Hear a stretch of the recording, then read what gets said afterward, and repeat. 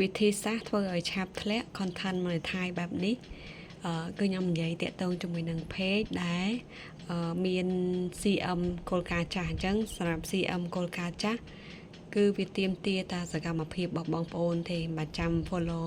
10k អីទេអញ្ចឹងណាអញ្ចឹងទោះបីតែ 1k 2k ឬក៏ក្រោម 1k ក៏ធ្លាក់ដែរអ្វីដែលសំខាន់គឺវាទាមទារទៅលើការ reply chat ការ reply chat ទៅអតិជនឬក៏ reply chat ទៅ fan page យើងអញ្ចឹងណាពេលដែលគេ chat មកយើងតបគេអញ្ចឹងទៅហើយមួយទៀតតាក់ទងមួយនឹងសកម្មភាពនៃការគេចូល comment គេចូល comment page យើងអីអញ្ចឹងទៅយើងឆ្លើយគេតាមនឹងទៅហើយមួយទៀតការផុសប្រចាំថ្ងៃឲ្យជាប់ម៉ោងឲ្យជាប់ថ្ងៃហ្មងនិយាយរួមទៅអត់ចន្លោះទេគឺផុសទាំងវីដេអូទាំងសន្លឹកអីហ្នឹងលាយគ្នាទៅរាល់ថ្ងៃផុសរាល់ថ្ងៃហើយអ្វីដែលសំខាន់នោះគឺបងប្អូនត្រូវតែមានសកម្មភាព page របស់យើងដែរមិនមែនយើងធ្វើតែយើងហើយយើងនៅតែឯងទេគឺយើងជួយ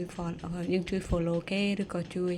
comment គេអីអញ្ចឹងទៅមិនបាច់ចាំ share គេក៏បានគ្រាន់តែ comment គេលេង like រូបគេលេងអីអញ្ចឹងទៅអញ្ចឹងអានេះគឺជាកលឹះនៃការធ្វើឲ្យឆាប់មាន CM ដែរព្រោះបងប្អូនខ្លះគាត់ព្យាយាមផុសរាប់ឆ្នាំដែរប៉ុន្តែអត់ធ្លាក់ CM ដោយសារអីទី1គាត់អត់ដែរចូលទៅលេងឆាតសំទោសអត់ដែរចូលទៅលេង comment គេឬក៏អត់ដែរ like អីគេអញ្ចឹងទៅអញ្ចឹង Facebook គឺវាចាប់ដែរសម្រាប់សកម្មភាពយើងអសកម្មអញ្ចឹងណាអញ្ចឹងបើសិនជាបងប្អូនចង់ឲ្យធ្លាក់ CM បែបនេះ page របស់ខ្ញុំធ្លាក់ CM ច្រើនគឺជា page ដែរមានសកម្មភាពខ្ពស់ហើយគឺជា page ដែរមានគោលការណ៍ចាស់គឺធ្លាក់លឿនតែបើ page គោលការណ៍ថ្មីគឺខ្ញុំរៀងធ្លាក់យូរបន្តិចអូខេអានេះថ្ងៃនេះគឺខ្ញុំចូល set up page មួយទៀតហើយមួយទៀតបងប្អូនចង់បាន page CM គឺខ្ញុំមានច្រើនចង់ឆាតមកទិញអីអាចតាក់ទងមកខ្ញុំផ្ទាល់បានអរគុណបងប្អូនទាំងអស់គ្នា